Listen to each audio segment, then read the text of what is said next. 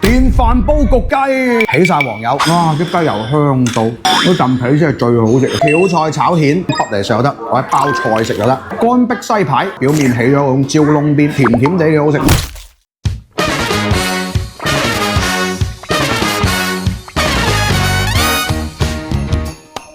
咁啱途經化龍。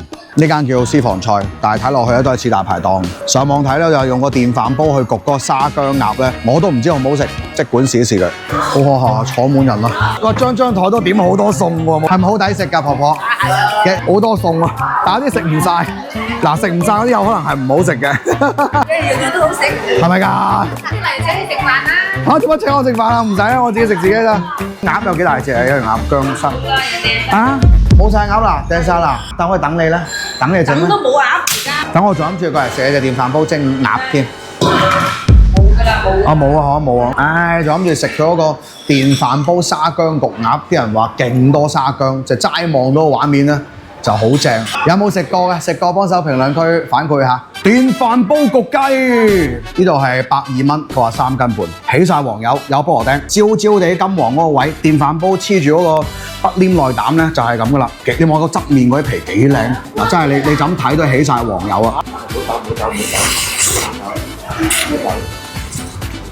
啊，好食呢隻雞，鹹香，咬落去有口感有質感，一嚼下，好有雞味。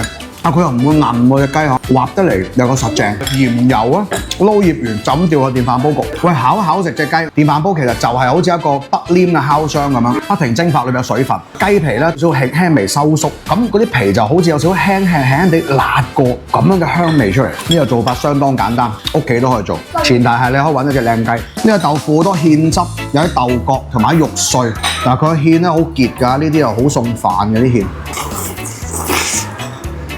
哇！個豆腐好正啊，18:22咁啊，真係嫩滑滑。呢個係翹菜炒蜆，有少少幼西芹、青椒、蘿蔔潤、燒肉丁同埋蜆肉。嗱，呢個分兩種食法嘅，可以就咁揼嚟食又得，或者包菜食又得。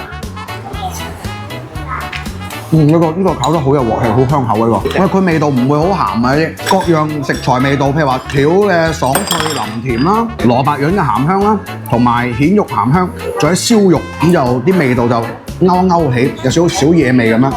你好驚佢呢啲咧炒太油咧，油淋淋咁樣就唔好食嘅。唉，生菜包。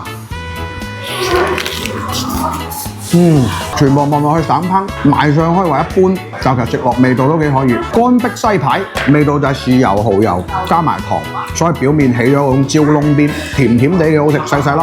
我最中意食細粒排骨。然後嗰張台咧真係轉得好慢嘅，所以一個準備嚟嘅時候，我要準備定啦，快速地搣咗生菜先，即刻就可以包嚟呢度。嗱，要包快啲喎，如果咪轉走咯喎，轉走唔係你食咯，下一個人食咯喎，搞掂。